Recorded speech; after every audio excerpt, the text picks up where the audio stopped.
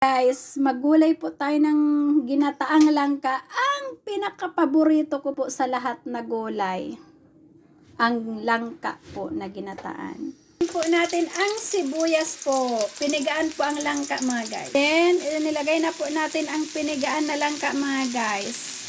Haluin po natin mga guys. Nahalo na po natin mga guys. Ilagay na po natin ang tunong-tuno na gata. Yung unang gata po mga guys. Okay mga guys, na ilagay na po natin ang gata. Antay na lang po natin na kumulo.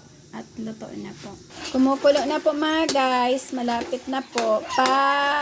Kontiin po natin ang gata para medyo masarap po ng husto.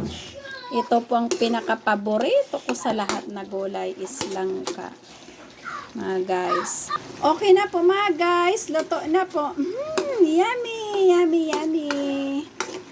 Isang kainan, isang ulaman lang po ito mga guys. Isang kaldero po ang uubusin ko na rice.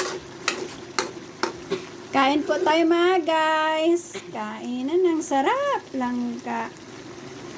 Bye-bye po. Thank you po sa mga nanood.